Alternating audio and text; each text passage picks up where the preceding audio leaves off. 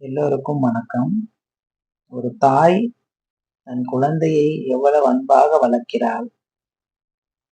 தந்தை அந்த குழந்தையை தன் உயிரை விட மேலாக நேசிக்கிறார். ஒரு தாய் தன்னுடைய வேலையை பார்த்துக் கொண்டே குழந்தையும் கவனிக்கிறாள்.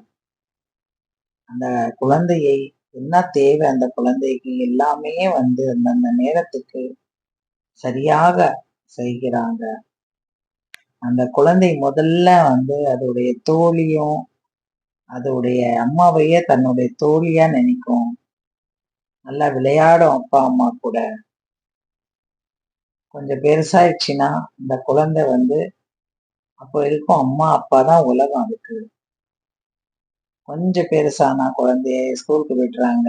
ஸ்கூல் மூலியமா குழந்தை நல்லா படிக்க வைக்கிறாங்க. அப்போதான் அவன் வெளி உலகத்தையே பார்க்க ஆரம்பிக்கிறான். இது அப்பா அம்மாங்களுக்கு அது ரொம்ப ஒரு நல்ல அனுபவம் தான். அந்த குழந்தைக்கு என்ன தேவையோ, படிப்புலயும் சரி, விளையாட்டுலயும் சரி, அந்த குழந்தைக்கு ஒரு துணையா சொல்லி கொடுக்குறாங்க.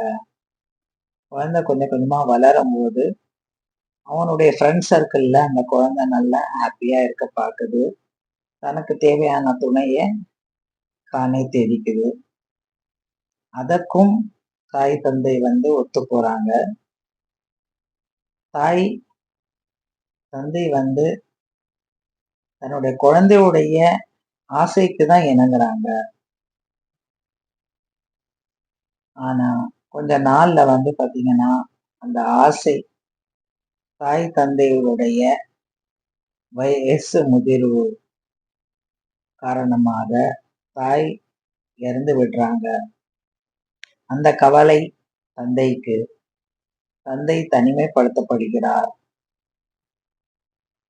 தன்னுடைய மனைவியை நினைச்சுக்கிட்டு என்ன பண்ணலான்னு யோசிக்கிறார். தன்னுடைய மனைவியை மிகவும் நேசிப்பவர். தன் மனைவி இல்லைன்னா அவருக்கு ஒரு லைஃப் இல்லை. அப்போ அந்த பையன் என்ன பண்றான், தன்னுடைய தந்தை தனிமையா இருக்கக்கூடாது என்று அவங்களுக்கு ஒரு நல்ல ஒரு ஃப்ரெண்ட்ஸை உருவாக்கிறார். அவங்க கூட இருந்தா அவங்களுக்கு நேரம் போகும்னு சொல்லிட்டு அந்த தந்தைக்கு ஒரு நல்ல வாழ்க்கை துணையை தேடி தருகிறார். இதுதான் வாழ்க்கை.